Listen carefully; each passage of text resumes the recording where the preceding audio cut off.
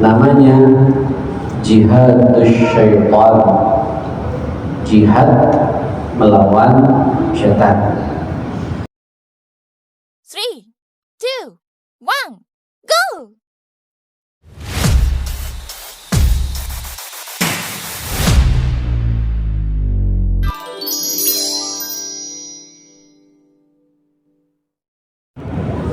Bapak Ibu hadirin hadirat jamaah salat subuh Masjid Namira yang dimuliakan Allah, 3 kali berturut-turut kita membahas tema perjuangan atau jihad.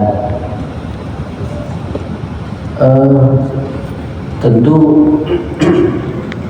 kalau kita merenungi, mentadabburi ayat-ayat Allah, ternyata jihad itu tidak hanya diartikan perang melawan musuh-musuh agama ini, tapi jihad cakupannya paling tidak ada 5. 3 sudah kita bahas dan masing-masing satu pertemuan. Yang pertama jihadul kufar, jihad melawan orang-orang kafir, wal musyrikin, dan orang-orang musyrik, tentu dengan perang kalau mereka itu memerangi kita, dan dengan dakwah menawarkan indahnya Islam ini kepada mereka sampai kemudian kalau Allah berkehendak memberikan hidayah, alhamdulillah, alhamdulillah, berarti kita telah menyampaikan indahnya Islam ini kepada mereka. Dan ini sudah saya bahas panjang lebar.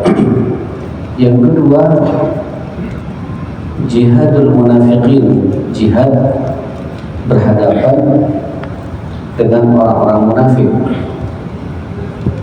Dan ingat, orang munafik ini tidak hanya ada di zaman Nabi Sallallahu Alaihi Wasallam. Sepanjang kehidupan umat manusia pasti ada orang yang munafik itu berjumpa dengan kita sepertinya lebih khusyuk dari kita, tapi ketika berjumpa dengan orang kafir tidak ada bedanya dengan mereka. Akidah mereka, keyakinan kepentingan yang kemudian oleh Rasulullah Sallallahu Alaihi Wasallam disifati orang munafik itu dengan 3 sifat. Kalau berbicara selalu berdusta, kalau berjanji selalu mengingkari, dan kalau diberi amanah, orang munafik ini juga selalu khianat. Mohon maaf, perlu diantisipasi. Mungkin salah satu dari 3 sifat itu suka-suka melekat pada diri kita, ada pada diri kita, yang kata Nabi itu khaslah min khisalil munafikin, berarti orang itu kalau suka berbohong ada salah satu sifat dari sifat kemunafikan. Kalau suka mengingkari janji ada satu sifat dari sifat kemunafikan. Kalau suka khianat terhadap amanahnya, maka juga ada salah satu sifat dari sifat orang munafik. Tapi kalau 3-tiganya ini berkumpul semua, innahu munafiqun khalis, kata Nabi, orang itu munafik tulen, asli munafiknya jamaah sekalian. Tapi kita tidak boleh kemudian menuduh mereka munafik. Jaga lisan kita, karena Rasulullah Sallallahu Alaihi Wasallam tidak pernah menuduh. Tapi Allah sendiri Pak yang kemudian mengingatkan kepada Rasulullah, ternyata di tengah-tengah umatmu yang Muhammad ada sebagian mereka, wa minan nasi may yaqulu amanna billahi wal yawmil akhir wa ma hum bimu'minin yukhadi'una Allah wal ladzina amanu wa ma yakhda'una illa anfusahum wa ma yash'urun. Itu di awal surat Al-Baqarah. Ini juga satu pertemuan sudah saya bahas di pertemuan di 2 bulan yang lalu.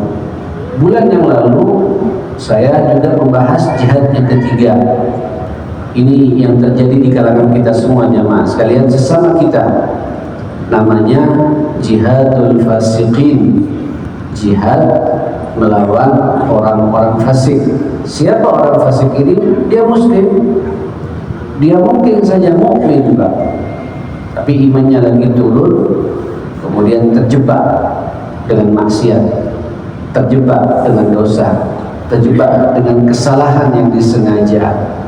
Kita tidak boleh diam. Di sini ada jihad Pak, ada perjuangan dari kita untuk beramar ma'ruf dan bernahi anil munkar. Boleh jadi kefasikan itu, apa fasik jamaah sekali, al-fisq, itulah orang-orang yang keluar Pak dari nilai-nilai agama, yang menyelisihi perintah-perintah Allah Subhanahu wa taala. Boleh jadi itu semua terjadi di tengah-tengah keluarga kita. Ada kefasikan pada istri kita yang kadang-kadang keluar rumah tidak menjaga auratnya, itu fasik. Kita tidak boleh membiarkan mereka. Sadarkan istri ini jemaah sekalian. Boleh jadi kefasikan itu ada pada anak kita. Mudah-mudahan tidak terjadi Pak ya. Kadang-kadang ada di antara kita khusyuk salat subuh seperti ini, tapi ada kefasikan menimpa pada anak kita, tidak bisa bangun subuh. Nanti bangunnya setengah 7. Kita zalim Pak kalau kemudian ibu, kalau kemudian kita membiarkan kefasikan itu ada di tengah-tengah keluarga kita. Termasuk juga kefasikan yang ada kepada sahabat-sahabat kita. Disinilah amar ma'ruf nahi munkar harus kita tegakkan, dan ini panjang lebar. Satu pertemuan khusus pada bulan yang lalu sudah kita bahas. Pagi ini kita masuk jihad yang keempat. Apa itu ma'asyar muslimin? Namanya jihad syaitan, jihad melawan syaitan. Ini Pak, kafir, munafik, fasik, dakwah harus jalan. Tapi kalau syaitan Pak, tidak bisa didakwahi karena tidak kelihatan.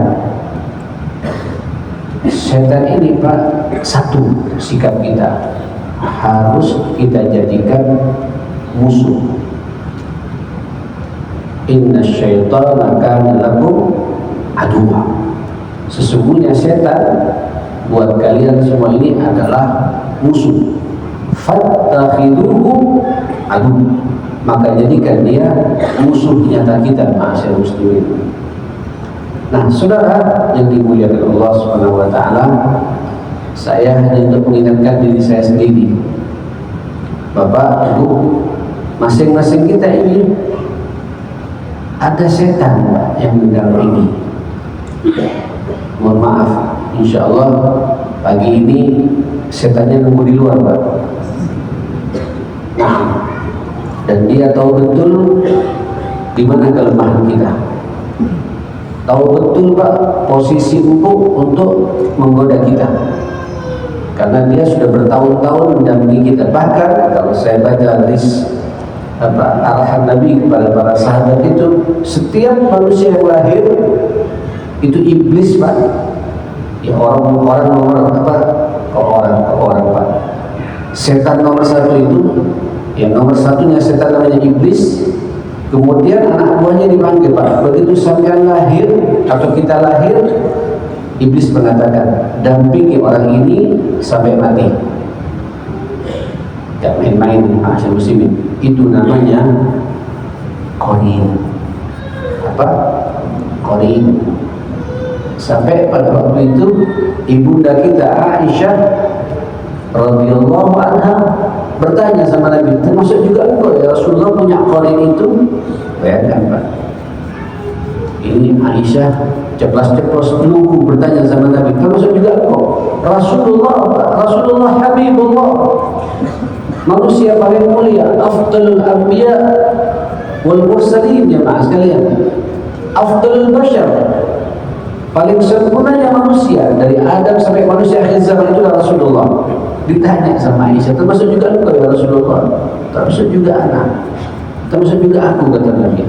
Cuma atas rahmat Allah, ya, atas kehendak Allah, kasih Allah, dia tidak mampu lagi illa ayyataghammadani Allah birahmatih, kecuali Allah telah menyelamatkan aku dengan rahmatnya, sehingga qarinnya Rasulullah tidak mampu Pak kepada Rasulullah Sallallahu Alaihi Wasallam. Kenapa? Nah ini Pak jadi pertanyaan buat kita. Pertama, beliau Nabi ya, tapi Nabi kan kita tahu Pak, sifat-sifat Nabi itu bisa kita contoh. Laqad kana lakum fi Rasulillahi uswatun hasanatun liman kana yarjullaha wal yawmal akhir. Ayo Pak, kita teladani Rasulullah kalau kita tidak ingin diganggu oleh qarin kita, oleh syaitan kita. Jamaah sekalian,